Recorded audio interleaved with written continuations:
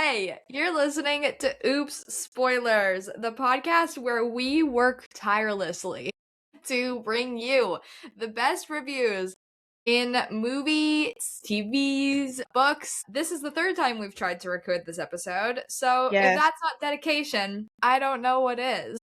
Right. So, today we're talking about Remarkably Bright Creatures, the movie adaptation that took the world by storm.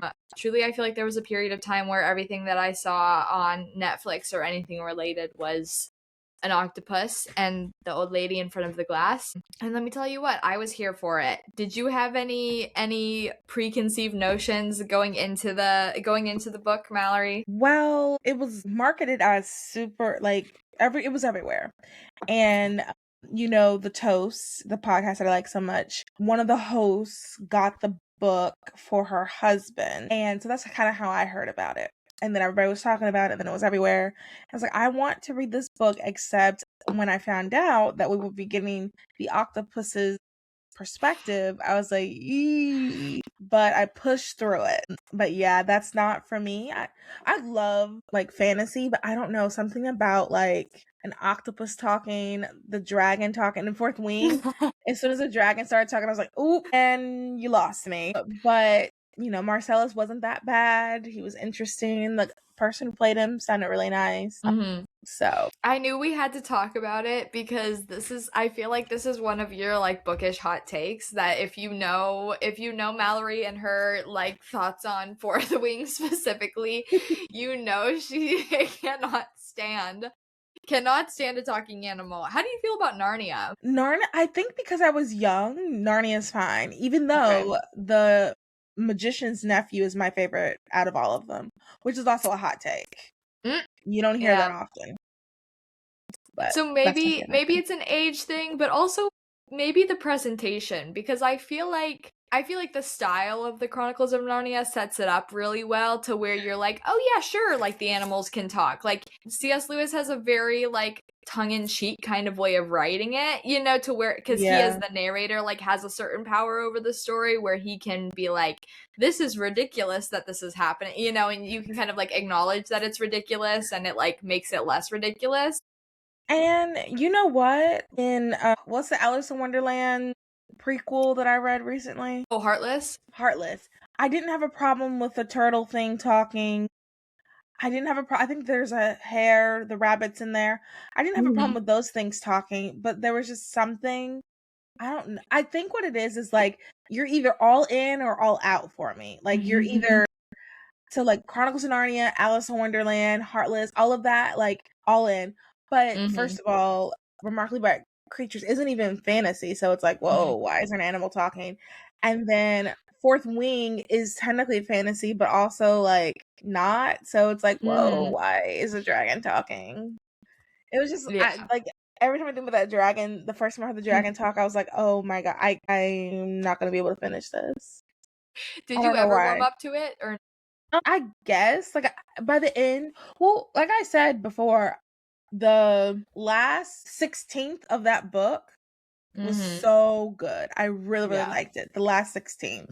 Before that, not for me. Yeah. But that last 16th, chef's kiss. Good job, Rebecca. It's just too long. That's my personal hot take. The first book is too long. It does not need to be that long. Does not need to be that long. Or it needed to have something else to it. I don't know. I'm a fan of the second book. That's my happy place. That's where I like to live. But anyway, yeah, we'll get into Remarkably Bright Creatures.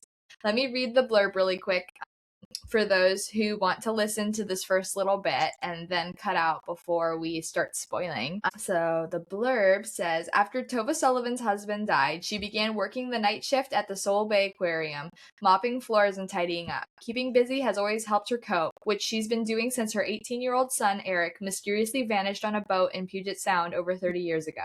Tova becomes acquainted with curmudgeonly Marcellus, a giant Pacific octopus living at the aquarium. Marcellus knows more than anyone can imagine, but wouldn't dream of lifting one of his 8 arms for his human captors until he forms a remarkable friendship with Tova. Ever the detective, Marcellus deduces what happened the night Tova's son disappeared. And now Marcellus must use every trick his old invertebrate body can muster to unearth the truth for her before it's too late. And then it says, Shelby Van Pelt's debut novel is a gentle reminder that sometimes taking a hard look at the past can help uncover a future that once felt impossible. That's crazy. I did not realize this was her debut novel. Wow. That's awesome. Good for her. And that gives us a lot of hope. Our debut novels can be this viral as well. Yeah, that's awesome. Now that we've heard the blurb, folks, we are officially giving you the warning. This is the Oops Spoilers final call. If you still need to read the book, still need to see the movie, don't want to be spoiled, hit pause, save this to your episodes that you're listening to and you're going to come back to, so that way you can come and he and haw with us later down the road once you've had a chance to enjoy the magic for yourself. But Mallory, did you have any, first of all, like overarching thoughts of the book? Anything, your favorite parts of the story?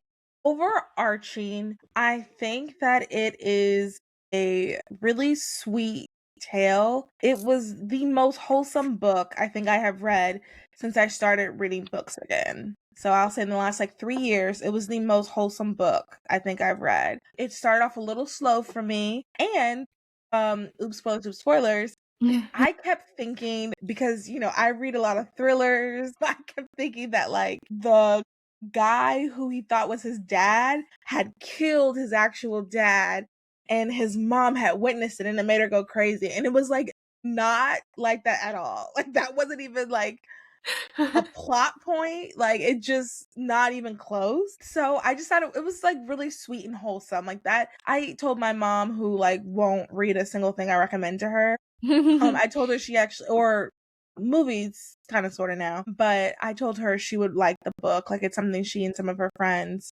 she has an unofficial book club kind of with some of her friends. Yeah, it's cute. And I said this would be a really good book for you guys to read.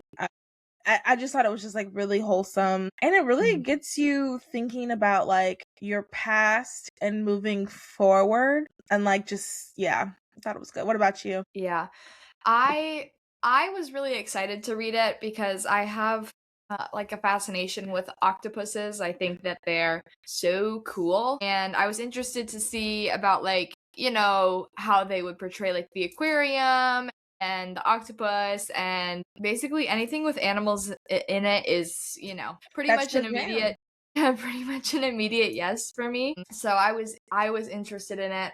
I will say I did not anticipate the it's almost a true crime book. Very much a big plot point is her son having disappeared and nobody really knows what happened, and she's trying to figure it out, which I was not expecting. I thought it was just going to be about her and the octopus and them them having a good old time together. And so the death element and solving the case was so it was a welcome surprise. It was an interesting addition. It was not something that I was prepared for whatever reason. I missed that memo, but I thought it was super enjoyable. I thought it was super fun. A great time. Really quick, I want to add to what you said about the true crime element. What I think was so lovely, I guess you could say, about it was that it wasn't it was a very simple explanation. It wasn't super complicated. No one came, we didn't hear about a stabbing and there was blood everywhere, and it was very, so that to me also was refreshing, because I said, I read a lot of thrillers, so sometimes it is blood everywhere and XYZ, but I think the fact that it was just simple as he fell into the water and nobody was there to say anything like that. It was just simple. It was an accident. It was simple. And I think that, to me, I liked that aspect of that's what I mean when I say wholesome. Other books, they would have had the plot that I had created in my head, the twist that I had, and then they would have had a whole scene, but it was wholesome. Yeah, it wasn't overcomplicated.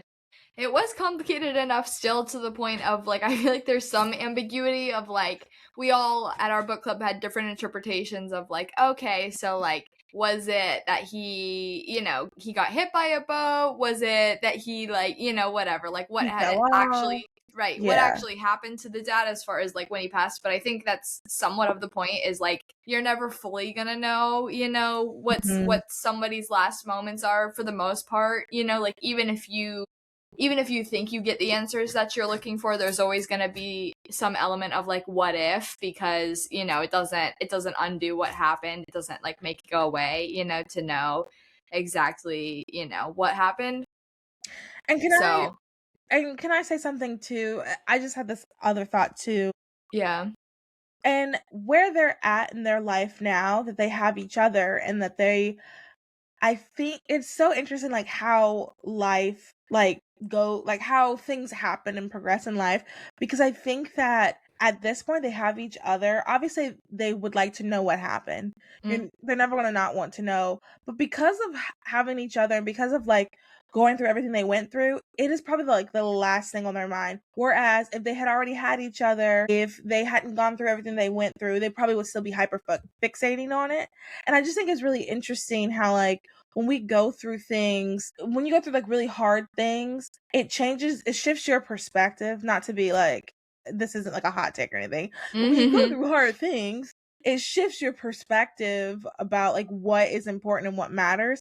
And I'm just thinking like they probably would hyper fixate on like, okay, what exactly happened? But who cares that this, I mean, you care, but like it's not top of mind, because hey, I have a grandma now. I have someone that loves me, like actual family. And like, you know, she thought she was alone. Every time I think about it, it makes me want to cry. She thought she was alone and to go live in a nursing home by herself. But like now she has a grandson and kind of sort of a great grandkid, two great grandkids. Like she has all of this. So she can't hyperfixate on like what was the actual reason. But she wouldn't have gone through all of that if, you know. That's just something I was thinking of. Yeah, exactly. I do think that there's also something to be said for like the stages of processing something, you know, and grief and going through that. There's definitely the time period of like, okay, I have to, you know, like I have to have closure on this. And so I think they both kind of were going through that at different periods, you know, in their lives, of like having to figure out where they came from, or what happened to, you know, Cameron's dad and Tova's son, like. And so by the time they came together and realized what they were to each other, that was kind of just the next process, was like healing and finding that hope and that community together, you know. It's like it's not like they cared less, or now that Right. they have each other, you know, like who cares, you know, la da da da da. But you know, it's like there's a season and a time for every portion of that process. And you know, at the end of the day, there's only so much that's like within your power to change. And so I think they just both were so appreciative of like having somebody who understood, you know, and having some kind of good that came like after all of the bad. So yeah, I think that's really good. There's a really cool part in the book where Tova's like in the aquarium and she's looking at the sharks and she's like musing, that she says she like thinks that she understands what it's like to never be able to stop moving lest you find yourself unable to breathe, you know, like sharks that have, most of them have to like be constantly moving or else they can't breathe. And the question is, why do we think that she felt so compelled to keep busy? And then like, yeah, I guess that's mostly it. Like, why do we think that she compelled to keep busy? Like, do either of us like resonate with that or understand that, or you know, like what's our thoughts and opinions on that? So, multiple thoughts and opinions. I definitely resonate, but I think specifically for her, I think for most people who are like going through quote unquote a hard time, the busier you are, the less time you have to marinate on what you're going through, to marinate on your sadness. I mean, I cannot imagine losing your son and then not having closure. So I think like something that I've learned over the year, any of you young people listening, closure is a myth. You have got to get over closure. Like, throw out that idea that you have to have closure. Now, that's easier said than done, but like as humans, we desire closure. So I just cannot imagine not having closure on your own son, and then your husband dying, and you know, your husband that's like your person that's with you all the time, and and then they went through all this. So like if you take the time to, you know, rest or like not do things, then you're going to be like marinating on that.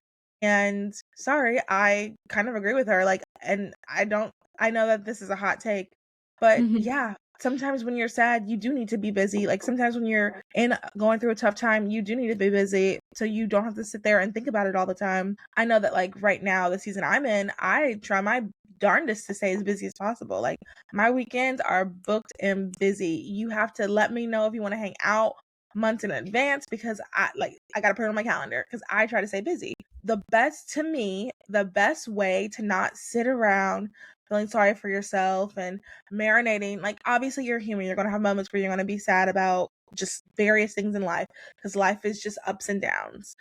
And we're Christians and we're going to struggle. But the best way to not just sit there and be like, pooey, oh, pooey, your entire life is to be busy, is to get to do stuff, to make sure that you are, you know, entertaining yourself, you are helping other people, you're doing things to serve. Like Tova, you know, one thing I did like about her a lot was she was a servant. She had a servant heart. And that is what I love that about her, is to make sure that you are caring about other people, you're doing other things, and to keep yourself busy. Now, you know, there's going to be people who are like, oh no, you got to sit down and marinate and blah, blah, blah. And sure, but I don't think you should. That's my thoughts. What about you? I think that there's a time and a place. There are definitely like situations and phases of life where it doesn't matter that you're feeling a certain way.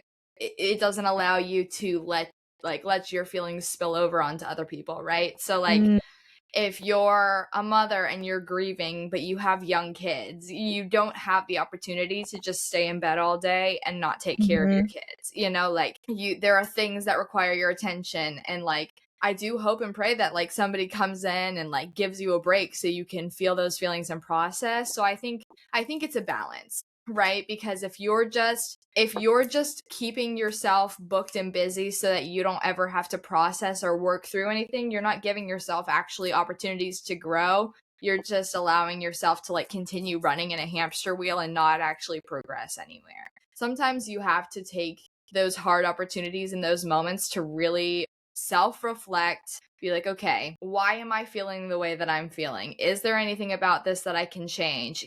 If I can't change the situation, can I change my perspective? Can I incorporate something to make this emotion less taxing on my body and my spirit and my mind?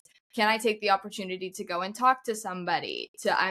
Listen, like if you're going through a hard time and you're stuck in cycles and patterns of thought that can't be broken by, behavior changes in your situation, like that's not an opportunity for you, go get medicated. you know, like there is a reason that there are people who are qualified and educated to help you through psychologically a hard time. So I think that's my pause in my spirit from being like, yeah, Tova, you go girl, work at that aquarium. Like I have a lot of respect for her for doing that, because like she loved that job, like she loved the animals. It was something that she really enjoyed doing. But I think the danger of that, or the negative of that, comes in where she definitely was not allowing herself to heal from the situation, which I feel like they show really well in the movie. I know we'll get into this at some point more deeply, but in the movie, she still has her son's room like set up exactly how it was, and she has like a meltdown when somebody goes in there, and he's like trying to, it's Cameron, her grandson, she doesn't realize is her grandson yet, and he's trying to help her fix up the house, make it like less dangerous. He's trying to make sure the stairs are even and nothing, she's not going to trip and fall. But she like screams at him and absolutely loses her mind because he's in her son's room, not realizing that it's her son's room, not realizing that it's a sacred space to her, but she's set that up as like a shrine, to like never to be disturbed.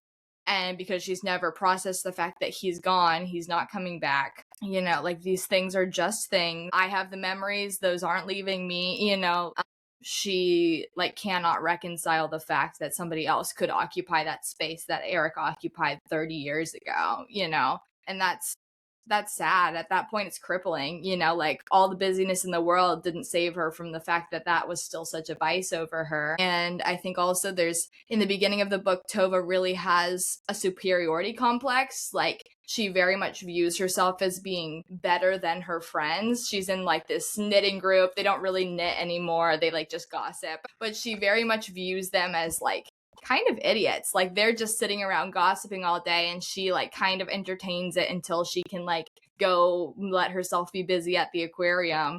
And it's like, That's okay, so interesting that that was your take.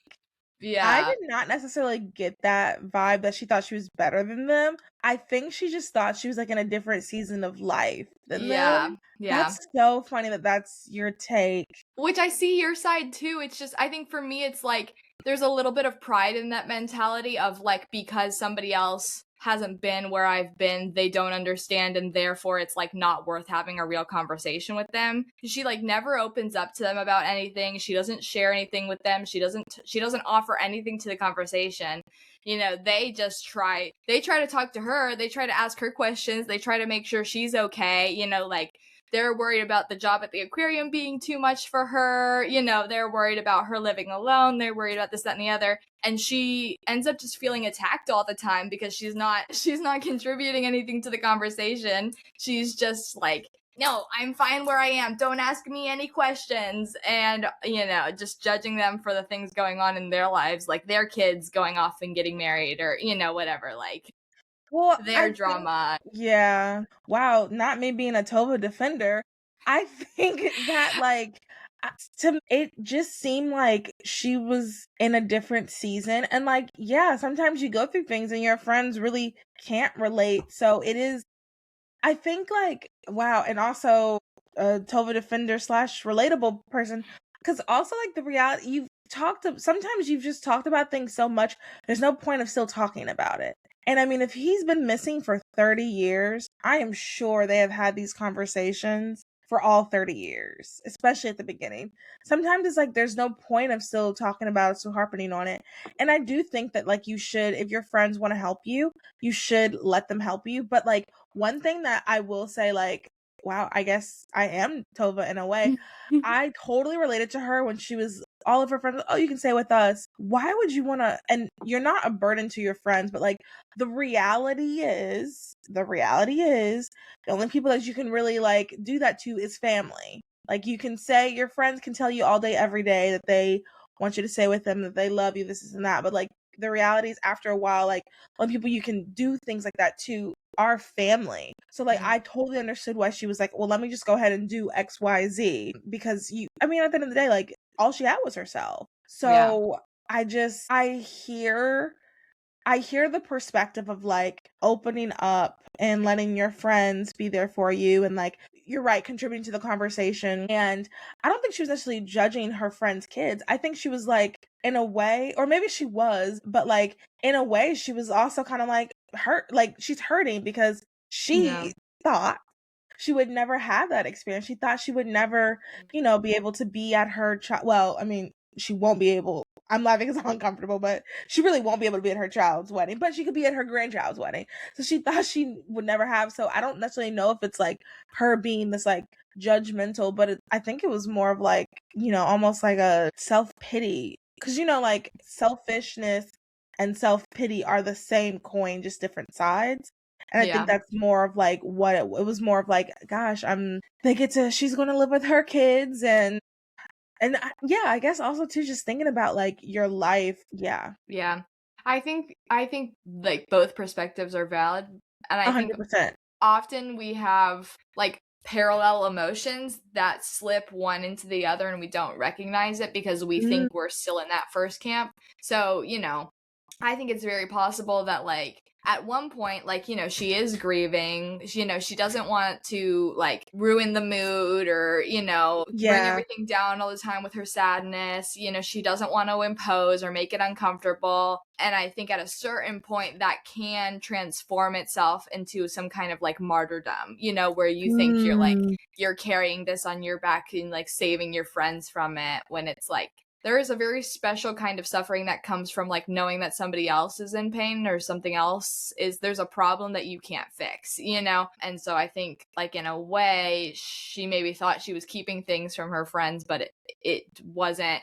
Like, and we see that when she announces all of a sudden at the you know, their dinner party thing that she's like, oh yeah, I'm moving to a retirement community next week, or you know, or whatever. It's like drops a bomb on her friends, and they're hurt and shocked because she didn't never mentioned it before. She just went and made all of these plans, you know, without telling them. And I think that really demonstrated probably to them that how little she valued them, you know, like she did not care about their opinion or their presence in her life at all. Like, it seems like she was just showing up to the, you know, the nitwits gatherings like just as like another activity on her calendar just to keep herself busy, like just. And see, and this is why it's so good for us to have this podcast, because 9 times out of 10 I'm gonna have the opposite take of you. I have the exact opposite take. At the end of the day, she has herself, so she has to consider what is best for herself. Here's the reality. At the end of the day, those people have those ladies have husbands. They have children. She had to. I don't think it's necessarily this feeling of like, I don't really care. I think she loved her friends. I think she absolutely had to be grateful for her friendships because she was still showing up after all of these. I mean, to be friends with people, they were friends since like middle school, right? Or something like that. I don't think so. They formed like a knitting group as like adult women. Okay. Like, but it's when their kids were little. So over 30 years. To still be friends with people since over 30 years, that's a huge, I mean, so there has to be, she has to have some sort of love. But I do think sometimes you have to, I don't think I think that she should have said something because that's the right thing to do, but I don't blame her for not, because she had to set everything up and she was going to say something, just not at that time. It just, so in the book, how it came out was someone it was one of her friends was going away party because she had children. She had someone else to be with. Tova didn't have that at the time. So they're throwing her a party, and someone at the party said something about her house being on sale. And they're like, what? Why are you selling your house? She's like, oh, I'm moving to a retirement community.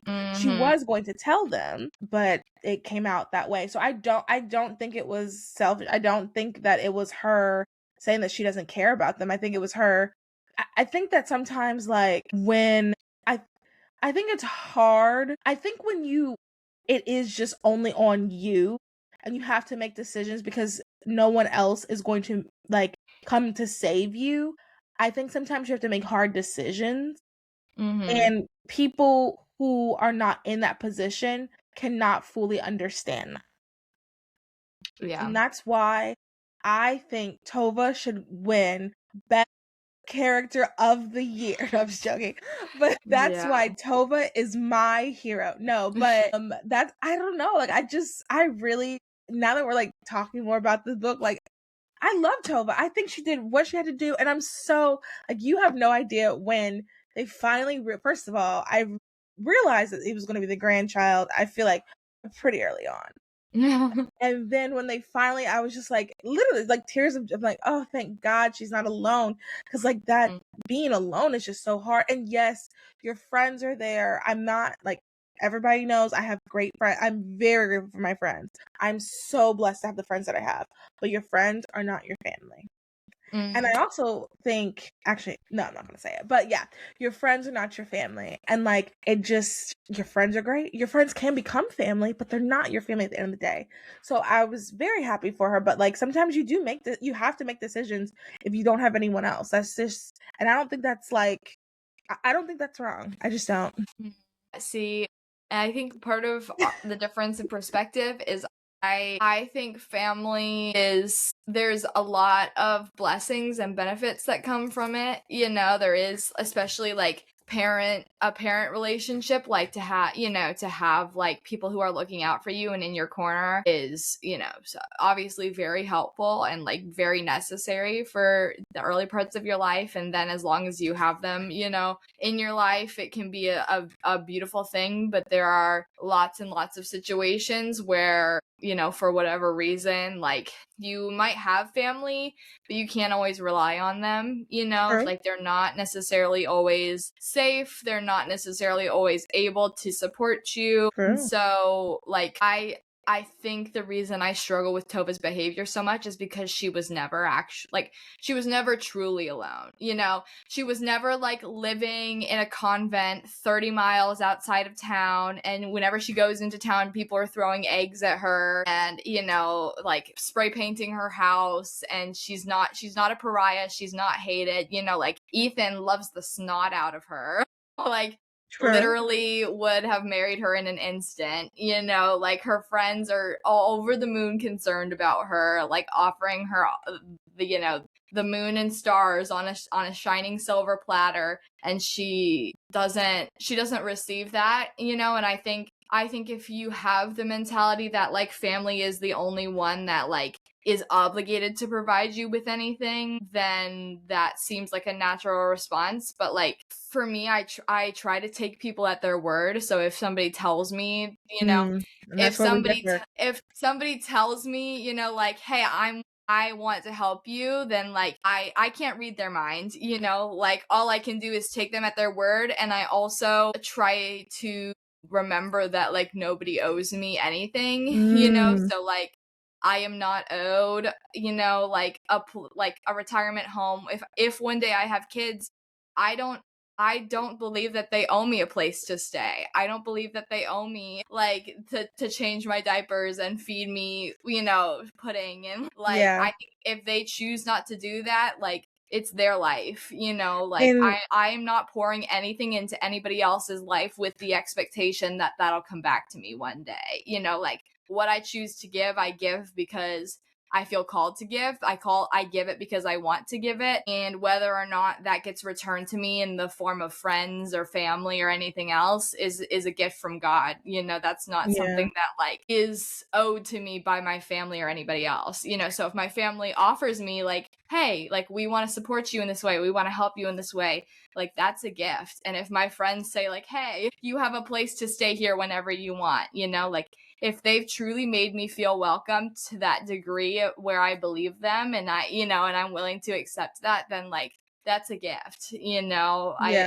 I'm not under the impression that like nobody else is capable of being trustworthy in that regard except my family. And I think, and this is what I was hesitating to say, but I'll say, I think that is a cultural difference. Here we go. I do think that's a cultural difference because, like, yeah, I just think that, like, yeah, I'll just say it. Like, in the Black community, which, if you're just listening, I am actually Black.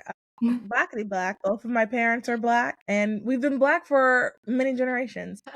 But what I have noticed, and I'm not trying to be offensive, but what I have noticed is like community wise, Black people are definitely more like family. Like I know people, Black people specifically, whose parents are like low key. Okay, let me back up. Something I've noticed, Black people, cultural wise, and obviously, don't bean soup this, culture wise, will make sacrifices. That's not the right way. Like Black people feel more of an obligation to their family than other cultures I've noticed. I've noticed other cultures are very quicker, not quick to, because from what I've seen, it does take a lot, but like I have noticed they are quicker to, disinvite people from weddings, to put people in nursing homes, to like exclude family. Whereas, like, once again, from what I've seen as a Black person and as having Black friends and white friends, Black people will, their mother is cursing them out because she has dementia, but she's still living with them. Whereas, from what I've seen culturally, white people, other cultures, are not like that. There is this sense of, if this person's my family, then like I have an obligation to them. And I don't, that, at least that's the feeling that I have and I've seen within my family and in my culture, is like your family is obligated to you. Now, obviously, if someone's beating you and like, okay, fine. But like just this unconditional, no matter what type of like feeling, Whereas your friends, they're great people. They love you, but they don't have this obligation. So there is no, and I think that's beautiful that when you say that, when someone says, "Hey, I love you. I want you to live with me for a little bit," like that they mean that. But like culturally, from I can't imagine them. Obviously, they love me and they would, for I'll just say for me, they would love me. They would want me to live with them. But like at some point, I don't know how to like describe it. Like it's just I don't know, like your family is going to, from my perspective culturally, I think your family is going to be the ones that will love you unconditionally, like will put up with things, you're going through a hard time, they're going to be the ones to do that. Whereas your friends will too, up until a point. Like everyone from what I've seen, everyone loves you up until a point. Like your friends will love you up until a point where your family will love you unconditionally. That's the best way I can describe it. Whew, there we go. Yeah, I it's just so situational, but everybody Yeah. has definitely like their perspectives from their own, Yeah. everybody interprets things from their own like families and their own things. I think it's just so like case by case basis. And I just want to, in case my parents come on here and listen to this, I'm not planning on putting you guys in a home. Like that's not what I'm saying. I'm just saying You I get a think that text the from your world dad. Hey, Elise, I was listening to your podcast. I think the world would be a lot better place, and I think we would have healthier relationships inside of our families and outside if we chose to be grateful and to be humbled and awed by, the things that people choose to do for us rather than feeling entitled to it, Yes. you know? I don't disagree with that. I don't disagree Yeah. with that. Last question that I have. Does Marcellus's unique perspective as an octopus shape the way that you viewed the human characters in a story or the human experience in general? Anything that you learned from hearing from the octopus? Should have asked this at the beginning. Is it true that humans that are related walk similarly? I mean, If it's I'm not, I've already told a couple people that. So I that's what mean, I I'm learned. sure that like it you can, like you Yeah. do tend to like pick up mannerisms from, from people that you like are familiar with, and I'm sure But they even if wouldn't have.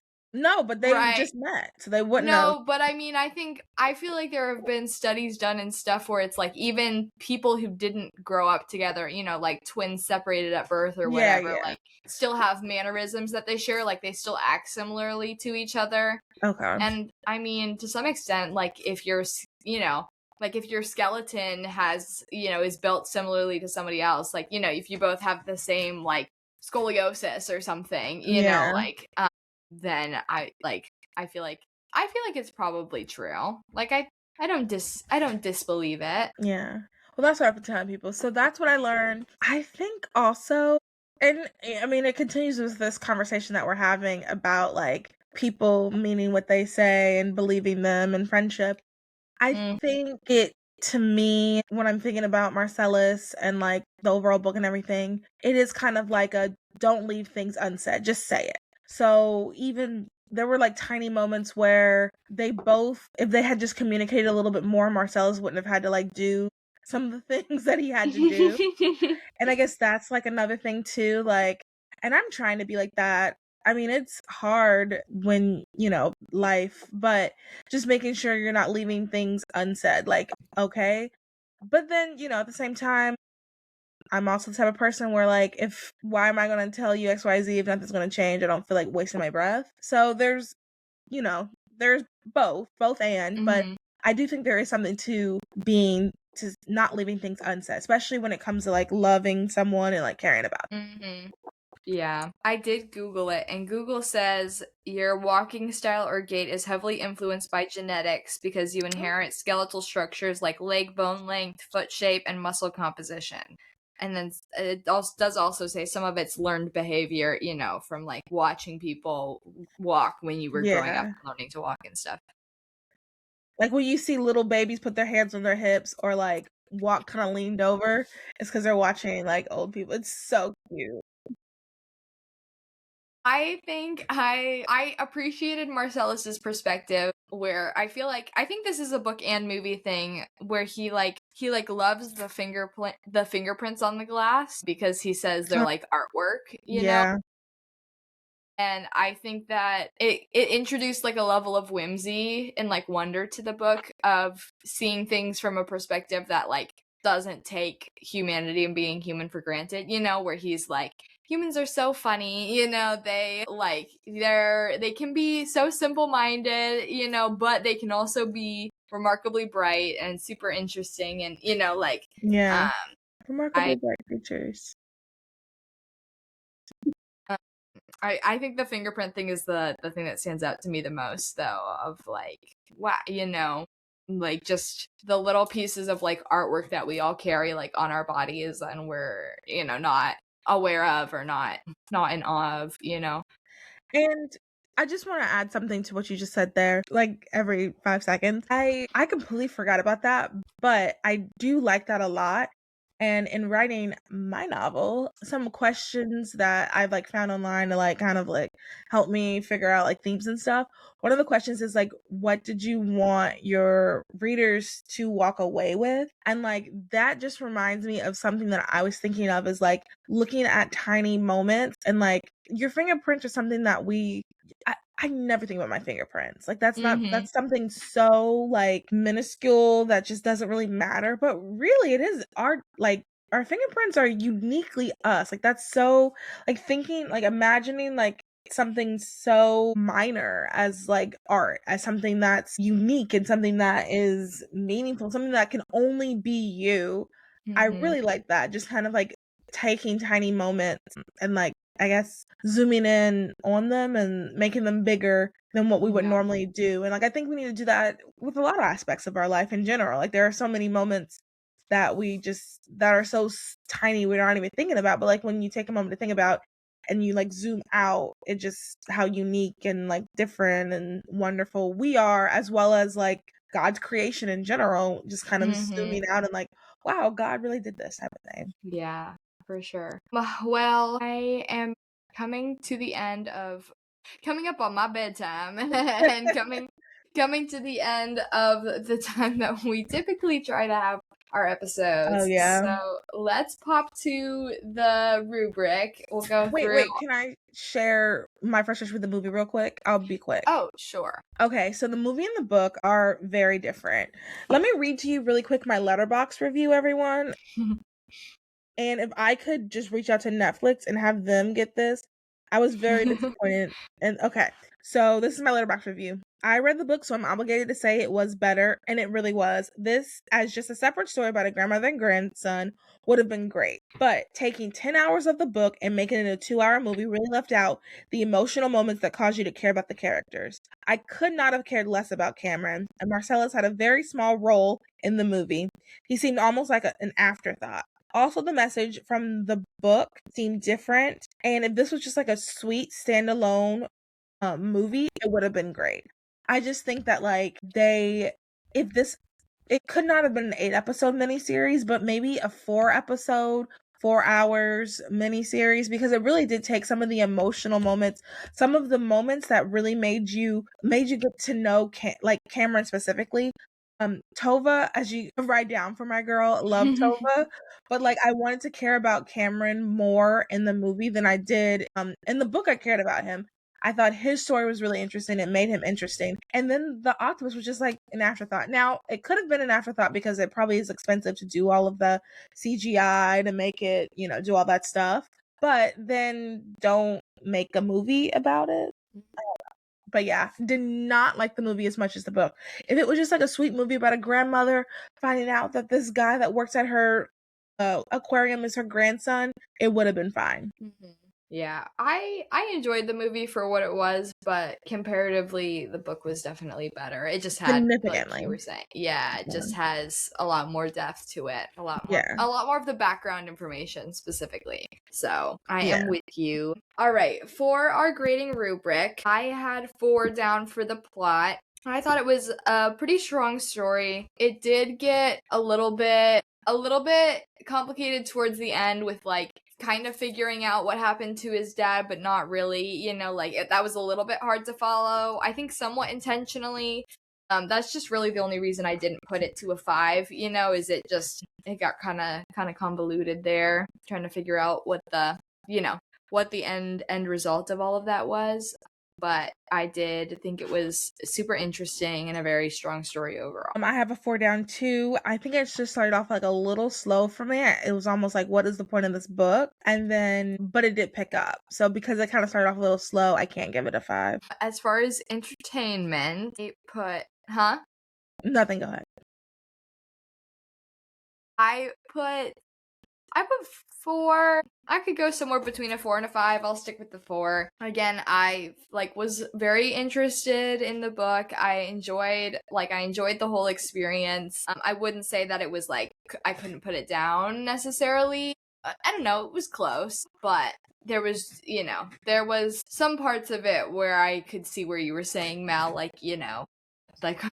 what's the book about? What what am I supposed to be learning right here, right now? Is all of this information really necessary type situation? So what I said for plot, pretend like I said that for entertainment. And now I'll say what I should have said for plot. So I thought the overall plot idea was interesting, but like I said, I'm not the biggest listen to this octopus.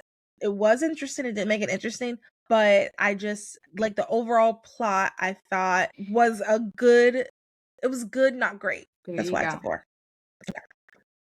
Themes in depth. I put a 3 for this. I mean,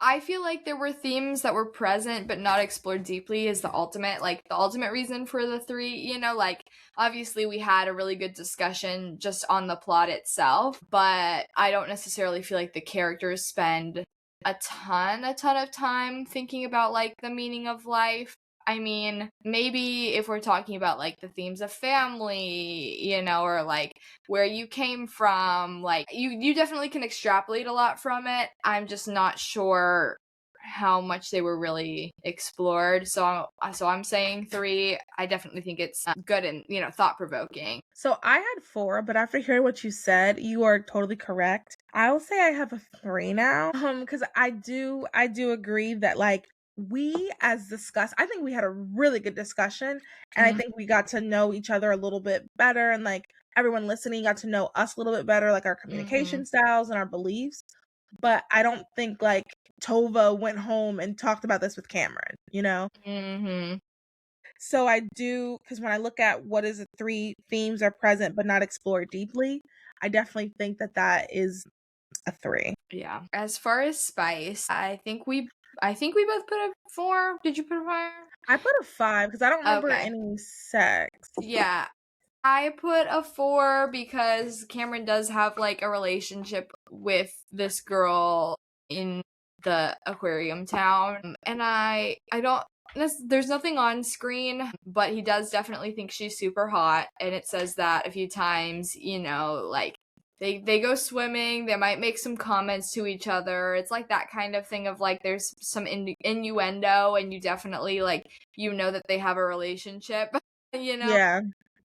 But there's nothing open door, there's nothing super illicit, so I put a 4 down. As far as language goes, I looked it up, and Google did say something about there being, it said something 75 uses of mild curse words, the S word and the H word. I don't remember that. Yeah, with it being a 10 to 15 hour audiobook, I'm wondering if it just, that number of words spread out throughout whatever, 60,000 words. It's not the majority, it's not all the time. Yeah. But there is some that's present, and it's debatable how often it shows up potentially. So I put a 3 just to say moderate, I would definitely say this is a book for junior, senior in high school, older YA. But yeah, it wasn't crazy over the top, but there was some something. Yeah, yeah, I'll agree with you on that. I'm so desensitized now. That's how terrible the world is, y'all. I I certainly don't remember that many. yeah. So yeah, let's just say a 3. And I agree with you on the age. I guess I would let my high schooler, like, if she really, really wanted to read it, we could read it together, like her senior year. But it's Mhm. wholesome. I don't think it'll be a bad thing, but it's definitely stuff to discuss. Yeah. I guess I'd let my high school or her senior year read it. But like, college, your parents who are kind of a little bit more precious about stuff, I totally would let them read it. Like I'd let my mom read Mhm. it. I'd give her permission. I think it's Perfect. appropriate for her. Perfect. Anyway, so my overall score comes out to a 3.9. I don't know if you recalculated since you adjusted that one down a little I bit. did not. So there's that. I think roughly we could say either like what I calculated before came out to like a 3.9 between your old score and my score. So we could say a 3.5 or a 4. I'm fine either way. What feels more right to you. I feel like 4 feels more right. Yeah. Okay. Or we can even do 3.95. Why not? 3.95.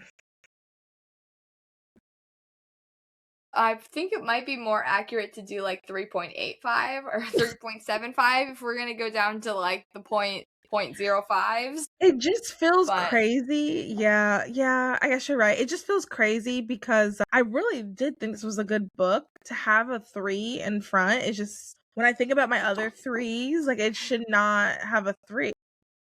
let's call it a 4 then, because it is a good book. I would recommend it to pretty much anybody, and I think it's hard to go wrong. Like again, Yeah. there's not necessarily anybody that I would be like, no, don't read it. So I think 4 is a nice healthy way to end the day. Okay. Even the 3.95 would be funny, but yeah, no, you're right. A 4 makes more sense. We're here to Either way, it do rounds real up to a work. 4, but Yeah. you can put 3.95 on whatever your heart desires. No. We're here to do real work. Like people do want to know the truth. So no goofing off. 4 is what it is. All right, well, she said it, not me. So, well, this has been super, super fun. And, I know that you would love all of you people out there to hear us haggle back and forth between 3.85 and 3.95. But, oops, spoilers. See y'all. Good night.